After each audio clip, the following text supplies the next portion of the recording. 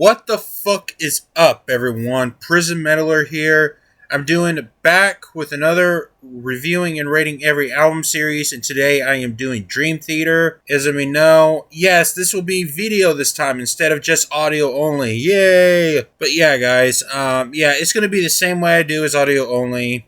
So, as you may know, but yeah, guys. Now, as you may know, I'm only reviewing studio albums. I'm not reviewing EPs, compilation, demos, or live albums, or any bootleg materials. Just the studio albums only, as you may know. So I'm not reviewing EPs, compilation, demos, or any live albums. So without further ado, let's go ahead and begin. Since we have a new song that's been released, so during that period, I'm going to go ahead and review every single Dream Theater album since we have a new album on the way this February. So without further ado, let's go ahead and get started. Alrighty, now starting up with their debut album is When Dream and Day Unite, released March 6, 1989, off of Mechanic Records. As you know, their debut album. This is their only album with their original vocalist, Charlie Domonici.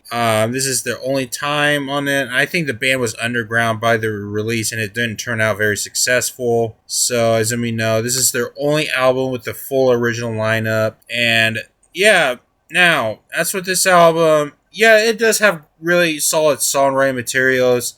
I can see why many people put this lower in their list because the production don't sound good, even though Terry Date produced the album. But it's got some really solid creativity here and there, like some great instrumentals like the White Sea Jam, Killing Hanson's solid song and such. Fortunate Lines is decent, but the overall, it doesn't really have any good production whatsoever, despite being released in the 80s. The production is just kind of raw at times and such. There's like 15 albums in total, so I don't want to take this a bit too long. So, yeah, as we know, it's like a heavier... the vocals, the original vocals does sound good and such, but it kind of sounds a little bit too similar with Crane's Right or Fate's Warning at times. So, yeah, guys, this is not going to be a fully detailed review and such. So, yeah. It has some really great materials, like some originalities here and there, but overall, production is pretty bad at times too. So I'm going to give this album a 2.5 out of 5. It's an alright debut. It's not as bad as many people say it was. So yeah, it's an alright record. That's all. So yeah. I've heard worse, but I've heard better. Alrighty, next up we got is Images and Words, released July 7th, 1992 from ATCO Records or ATCO Records. As you may know, first album with James LaBrie on vocalist, and he has been on vocalist for the rest of the band's career, and he's still doing vocals for the band to this very day. And yes, this is a major step up from their previous album, a massive step up. It's got better production, it's got much better songwriting, everything much better. And I think this is their major label debut album, even though it's their second album. It's got more mainstream attention. It's got a lot more attention, as you may know. Production sounded much better. Every single song on there is just perfect. Pull Me Under, Another Day, Take the Time. It's just magnificent. It's got some of the best solos. It's got some of the best keyboard solos. Pull Me Under, again. Metropolis Part 1. Fantastic fucking song. What do I have to say? This is a masterpiece of an album. Definitely a prog metal classic. I don't know what else to say. Every single song is just 100%. I don't know what to say. Production, amazing. Mike Portnoy, fantastic songwriter. Like, what else to say? The drumming from Mike Portnoy is just magnificent. Everything on this album. I don't know what else to say. The musicianship, the songwriting, major improvement over their last album. Like, massive prog sounding album. So, yeah, even their ballad song sounded great. Which, Another Day kind of does sound a little bit like a ballad, but it sounds amazing, even though I think it's one of their shorter songs on there, but it's still amazing. I love the saxophone on this performance on this album. It just sounds amazing. The soprano saxophone performance on there, it just fits so well and such. So yeah, I think this is their best album to date. It is incredible. I fucking love this album. I give this a 5 out of 5. This album is just flat out perfect. So yeah, just a perfect album. Just flat out amazing. That's all I have to say here. Alrighty, next up we got is Awake. Released October 4th, 1994 from East West Records. Yes, it's a lot. Yes, it sounds a lot more similar to their previous album, as we know, their third studio album. I think this was their last album to have Kevin Moore on keyboards, who left the band during the mixing process of this album. Again, just like their last album, great production, great songwriting. I don't think this album is nowhere near as strong as Images and Words, but it's definitely a really great album. Tons of amazing songs. 6 O'Clock, Caught in the Web, Innocent's Fate, almost every single song. Some of their underrated songs too, like Scarred. Really great songwriting. I think Voices, Silent Man, and Mirror are one song, but 3 tracks separated and such. Such a great, amazing songwriting. Great songwriting. Especially from Mike Portnoy. Great vocalist from James LaBrie. I don't know what to say. It's a lot similar to their last album, but like I said, it's nowhere quite as strong, but it's definitely one of their stronger albums from Dream Theater. So I really can't tell what else to say here.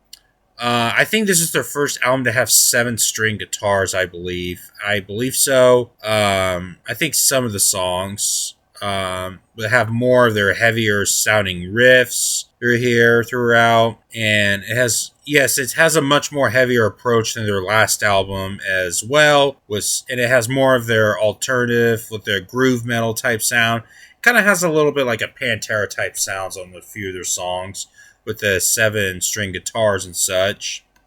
But overall, I think this is a great album. Definitely one of the albums to check out, especially when if you're new to Dream Theater. This is one of those albums to start off with. So yeah, I think this is definitely a great album to listen to. So I give this album a 4 out of 5. I think this is a really great album. Nowhere near quite as strong as Images and Words. I don't think there's no album can beat that, but yeah, I don't know what else to say. It's a really great album. I'm not sure it's a concept album, but I don't think it is. So yeah, guys, it's a really great album. Definitely a 90s classic album. That's for fucking sure. So yep.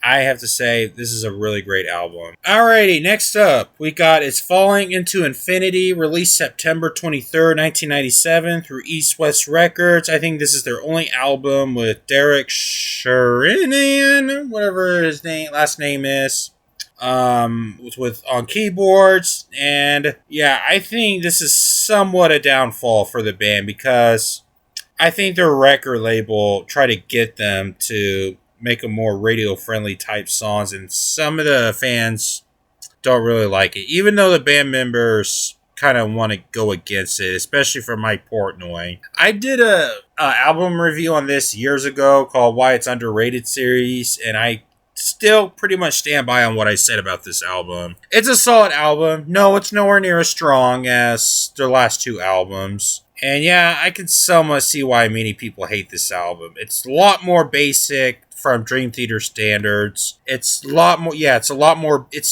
more basic than their previous albums. I mean, the production's still great and all. The songs are still enjoyable for the most part. Like, I do like New Millennium. You Not Me, I do like it. It kind of has this grunge feel type sound to it. I never cared for Hollow Years. I don't know what's the fucking hype for that song. I just find that song pretty boring. Peruvian Skies is dope, I'm not gonna lie. I do love the instrumental Hell's Kitchen. Lines in the Sand is definitely great. It has some of the materials, I'm not gonna lie. And there are certain songs that were just omitted from the final cut due to the time limits. Like, there was originally going to be a Metropolis Part 2 from the album Falling into Infinity, but the song is too long, so they decided to make an album on it. Like a fully concept, which I will be reviewing that next, since it's their next album. But yeah, guys, I kind of stand by on what I said a few years ago. I think this album is overhated. Yes, I can somewhat still see why, but I don't think it's a bad album. It's nowhere near a bad album whatsoever. So I don't know what else to say. I mean, it just had some really cool moments on here and there. Yes, I think it's stupid from their fucking record label trying to push the band into making radio-friendly sounding songs. Some of them are up for it, some of them are against it, especially Mike Portnoy. So I kind of don't blame him for that. So yeah, overall, I think it's a solid album. I'm not going to complain much about it, so I'm going to give this a 3 to 5. So yeah, it's overall decent. Yeah, there's a few songs that kind of drew me off guard a bit, but I'm not complaining a lot. Just to tell you the truth, I'm not really going to complain a lot. So, yeah, I do like the closing track, Trial of Tears. Definitely one of their stronger songs. I think it's the longest song of the album, too, at 13 minutes. So, yeah, I'm not complaining much about this album. I still stand by what I said a few years ago. So, there you go. Alrighty, next up, we got is Metropolis Part 2, Scenes from the Memory. Released October 26, 1999 from Elektra Records. And yes, a major improvement from Falling into Infinity. As you may know, sequel to the song Metropolis Part 1. Now, as you may know, Metropolis Part 1 was originally not going to have a sequel. This was meant as a troll to fans, but fans really want it so bad because they love the song so much. They decided to record a demo for Falling into Infinity, but it didn't make the album. So they decided to redo it, make it better, and turn it into an album. As you know, the story of the album follows up a guy named Nicholas who is going for past life regression therapy in a hypnotic trance. Still in therapy. What I heard, he was a drug addict. He learns he was like a really bad addicted to cocaine. He was addicted to gambling, especially on the second act. The final track, which shows true colors, and yeah, it's definitely a storytelling album. And as you know, yeah, instrumentation flat out perfect. It's basically one album. Well, one song type of album. It's a concept album. As we know, it starts off scene 1 regression. Then we got over to 1928. Every single song. Again, it's a concept album, as you know, and yeah, they do really great with the songwriting. I mean, again, drumming, Mike Portnoy, amazing. What else to expect? So yeah, it's mainly about a man named Nicholas who was going through some therapy and starting to have what appears. He is seeing a girl named Victoria and starting experiences that seems really strange. He learns that she was murdered and discovered that he was her in a past life, which is a really odd twist. Listen to the whole concept of the album. It has a really great twist to it. So, yeah. And the instrumentation definitely feels through it. Got really great ballads. Amazing song. Catchy choruses. The fucking instrumental track, The Dance of Eternity. Holy shit, that is such an incredible song. So much time signatures. Wow, it's something you have never heard before. And I think most of it's written by Mike Portnoy. He is a fucking genius on songwriting. Finally Free, which is definitely an amazing closing track. It's got a little skit at the end with which apparently Nicholas was apparently basically watching a TV. We hear it as some static. Hearing for I think it's going on for at least a minute, and includes Edward telling Victoria, which is a weird twist to it. Apparently he came back home, startling by to open his eyes, and album closes down with the Photonic Static. I just love how it ends. That's all. So yeah, it's definitely an amazing album from start to finish. Definitely one of their best albums, easily to date. Yeah, this is an album. This is definitely an album. Definitely a concept album. It's a rock opera too. So yeah, if you're looking for a really great rock opera, I definitely recommend this album. So yeah, guys, this album is a 4.5 out of 5. It's flat out amazing. If you're into rock operas, definitely check this album out. You won't regret it, especially a prog metal masterpiece for albums like this. So yeah, guys, Metropolis Part 2, such an amazing album. Yeah, I don't know what else to say. I'm thinking about listening I might just stop the video and just listen to this album because how flat out amazing this is. I just fucking love it. Love this album. One of my favorites from 1999. So there you go. Okay, next up, we got a 6 Degrees of Inner Turbulence.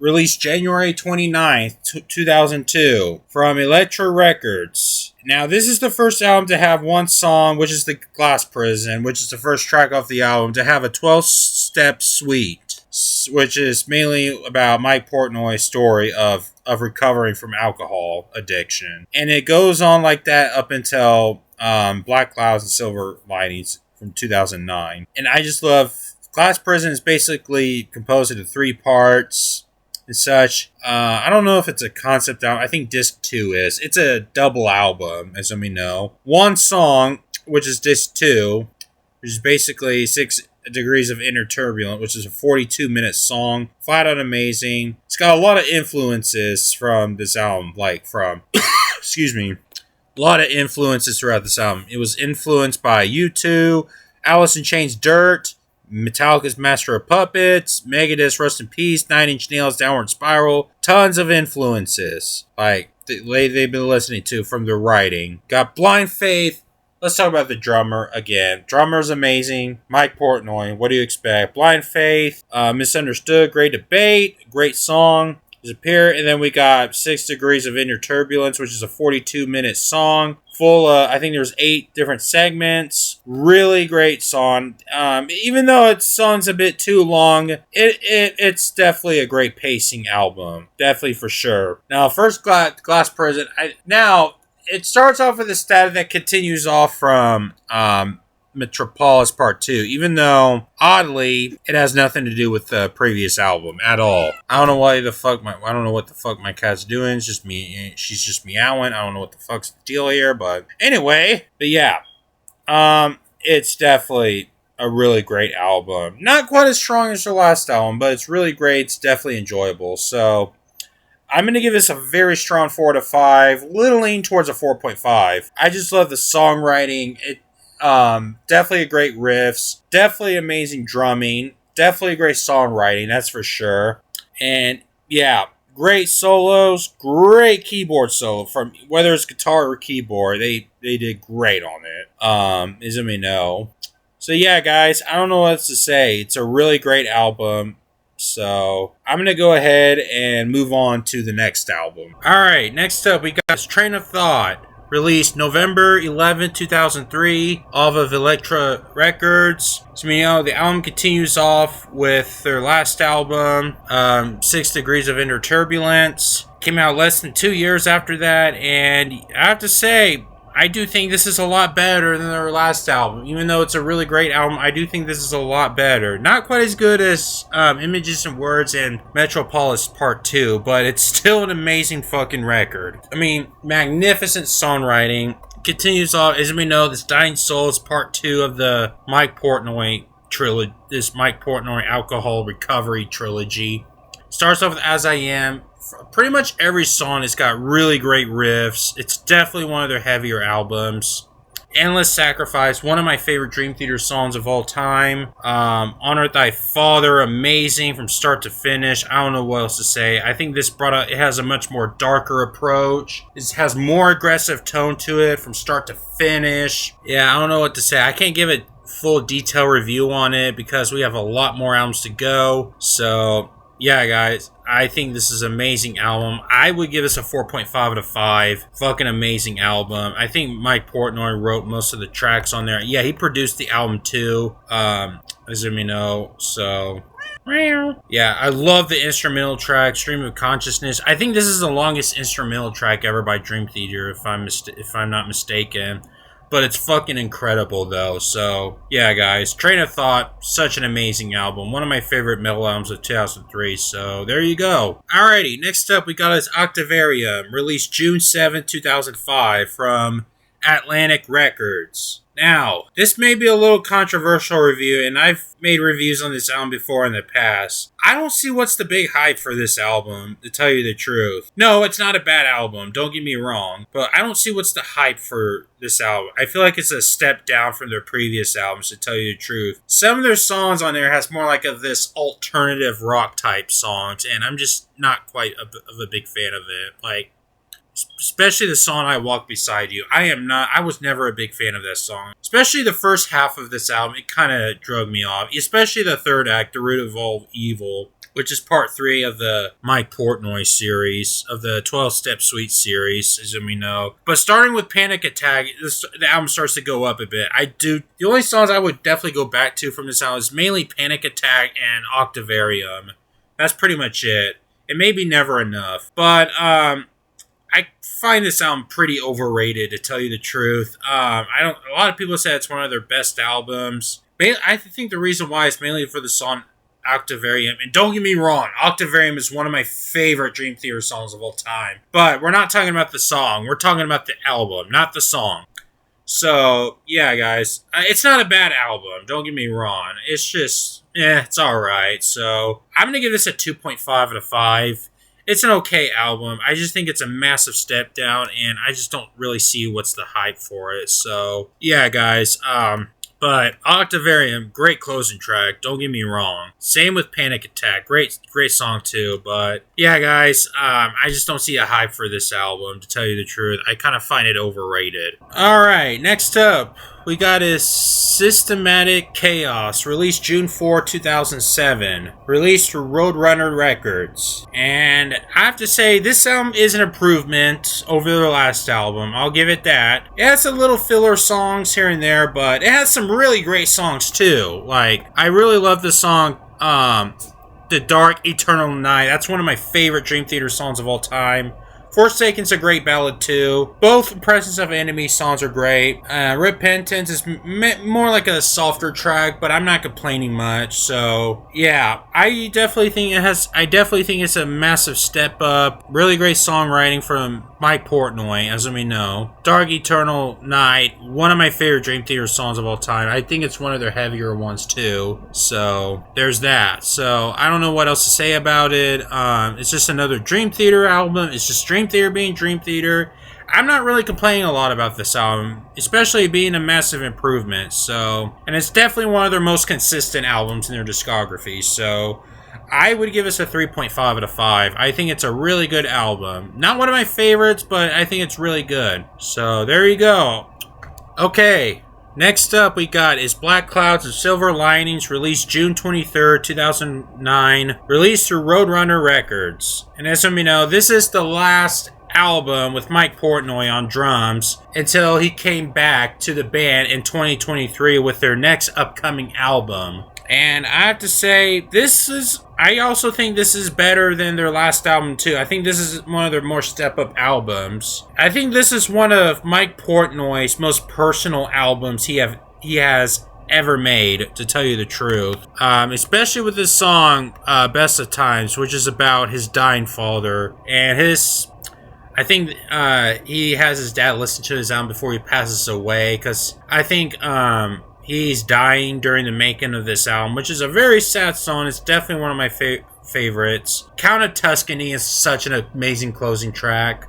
Shadow Fortress, which is a final chapter of the 12-Step Suite. Wither is definitely one of the greater ballads. Nightmare to Remember, which is a very strong opening track. I heard that Mikael Aktervit from Opeth was originally going to be a guest feature on that song. He was originally going to do the harsh vocals, but I don't think he was able to record his vocals in time, so Mike Portnoy did that instead. So, which is a shame, that would be epic if he was on there, if he was featured to be on there, but no, he's not. But anyway, yeah, and A Rite of Passage is a great song too. So yeah, guys, I don't know what to say. I mean, I love Count of Tuscany, really great closing track. Definitely a great 20-minute epic song. So I would give this a 4 out of 5. I do think it's a really great record. This is probably the last great Dream Theater album for quite a long time, to tell you the truth. I don't know how it will turn up with their new album since Mike Portnoy is back in the game, so I'll give it that. So that's all I have to say here for this one. Alrighty, next up we got is A Dramatic Turn of Events, released September 12, 2011, released for Roadrunner Records. And as some of you know, this album is when the band kind of went downhill, because this is the first album without Mike Portnoy. It has Mike Magnigny, or whatever his last name is, on drums. Now, he's a great drummer, though, don't get me wrong, but he ain't shit with Dream Theater, to tell you the truth. So, there's that. And yeah, guys, this is a pretty weak Dream Theater album, to tell you the truth. Other than there's some few solid tracks, like I'll admit, Breaking All Illusions, a pretty decent song. Bridges and Skies too, that's pretty much it. Yeah, guys, this is one of those forgettable, quiet albums, to tell you the truth. It's just not the same without Mike Portnoy. Let's be honest here. Dream Theater ain't shit without Mike Portnoy. Let's be honest with you. So yeah, there's a lot of filler songs that's just, not really worth mentioning. And, I mean, it's not bad. I wouldn't say it's a bad album by any means. It's just not really enjoyable. I mean, On the Backs of Angels is alright. I'll give it that. But, yeah, it's just not good without Mike Portnoy. So, I'm going to give this a 2 out of 5. Little lean towards a 2.5. So, yeah, guys, it's just, it's kind of a step down, to tell you the truth, and pretty disappointing, since it's just a very weak album, to tell you the truth. So there's that. Okay, next up we got is their self-titled album, released September 23rd, 2013, off of Roadrunner Records. Now, all I have to say about this album is, it's definitely better. It's better than their last album. It's better than A Dramatic Turn of Events. I'll give it that. I have to say it's a lot better than their last album. It has a lot more stronger songs. I think the songs are a lot shorter than the average Dream Theater album. And I have to say, I'm not complaining a lot, to tell you the truth. Because it feels like their last album pretty much tried so hard to stay consistent. And they just couldn't do it without Mike Portnoy, to tell you the truth. But with this album, they pretty much tried to do it in a different way, trying to sound, even though they try to sound consistent a little, but they try to do it differently this time, and it pretty much worked. And without Mike Portnoy, I think they should make an album like this, to tell you the truth. Even though there's one track, Illumination Theory. I'm sorry, my fucking tongue is not working right now. Illumination Theory. Yeah, there we go, which is a 22-minute track. I have to say, it's a really great, outstanding closing track, to tell you the truth. I kind of compare it to Be Octavarium. But, I have to say, not gonna lie, even though without Mike Portnoy, that track really did stand out. I'll give it that. But as for the other songs, pretty much enjoyable too. Really great, catchy songs too. Like, In the Enemy Inside's a really strong track. I'll give it that. It's all too. It may be one or two filler tracks, but it's not, like, terrible or anything. I wouldn't mind listening to them overall, as we know. So there's that. So yeah, guys, Mike Portnoy here or not, I'm not complaining a lot about this album. I would give this a 3.5 out of 5. I definitely think this is a really good album. Pretty much one of their more underrated albums too, even though without Mike Portnoy. And even, of course, Dream Theater ain't shit without him. I definitely think this is one of their most standout tracks, and I definitely think this is Dream Theater's best album without Mike Portnoy, to tell you the truth. So, there we go. Alright, next up, we got is The Astonishing, released January 29th, 2016, from Roadrunner Records. Now, a lot of Dream Theater fans hated this album, and I can understand why. Looks like they try to go back with the Metropolis 2 era. And the album is way too long. 130-minute album. Over 2 hours. Now look, rock albums are fine, but no reason for this to be 2 hours. But, here's the thing. I don't think this album is quite as bad as many people say it is. it did have some solid moments. I'll give it that. But listening to this album is quite a chore, to tell you the truth. I mean, the production's good, the vocals is great, songwriting is decent, I'll give it that. But I wouldn't go that far as say it's a terrible album. It's not terrible. Is it Dream Theater's worst album? Yeah, it kind of is. But there's a few songs that kind of stand out, like Gift of Music kind of stands out a bit. I'll somewhat give it that. But other than that, yeah, I can understand why there's like a concept album overall. Again, it's a concept album, but it's just, for making an album that long, it's just not necessary, to tell you the truth. And I can understand why. There's no reason for this album to be 2 hours. At least cut out like at least 30 minutes. If it's like 30 minutes of this album is cut out, I would probably listen to it a bit more, but it's kind of a drag on, to tell you the truth. So I'm going to give this a 2 out of 5, to tell you the truth. I think this is Dream Theater's worst album to date, despite being good production and overall. It's just a chore to listen to, that's all. So that's all I have to say here. Alright, now, next up we got is Distance Over Time. Released February 22nd, 2019. Released Inside Out from Inside Out. Now, this album, I'll say this. This is definitely a step up from their last album, and yeah, it's a lot shorter album for a Dream Theater album. This is their first album since Images and Word to not reach an hour. I'm not including the bonus track. So I have to say this is definitely a step up. It kind of seems like Dream Theater, without Mike Portnoy, Dream Theater album kind of goes up and down with their albums. Like, it's good and then it's down. It's up and down, up and down. And this album pretty much shows it. It's pretty much going up and down a bit. Since Dream Theater nowadays, they're pretty much releasing a new album like every 2 to 3 years. And this album kind of goes like up and down. Like, it has some really great standout points from this album. I'm not gonna lie. It has some really cool songwriting here and there, but again, Dream Theater ain't shit without Mike Portnoy, so there's that. I mean, it has some great standout songs too, like Barstool Warrior, really solid track. Paralyzed is a great one as well. Untethered Angel, which is a opening track. So yeah, guys, it's just another Dream Theater album. And I have to say, it's a major improvement. It's a lot better than The Astonishing. It's not a chore. At least it's not a chore to listen to.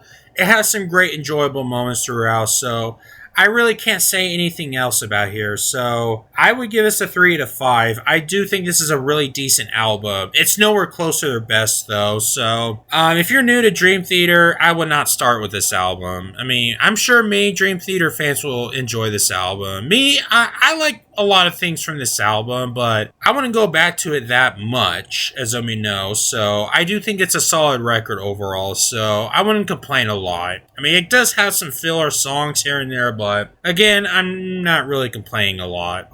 Alright, next up is their recent album for now, which is A View from the Top of the World, released October 22nd, 2021, released from Inside Out Records. Now, I did a review of this a few years ago, and I think I did another one, and I have to say, this is one of those albums you make for money, and this album kind of shows it. Like, it's kind of like, this album pretty much shows that Dream Theater is trying really, really, really hard to stay consistent, and it kind of runs out of ideas. Like, they pretty attempted to use 8-string guitars in the song Awaken the Master, and I'm going to be honest with you, it did not work. I'm sorry.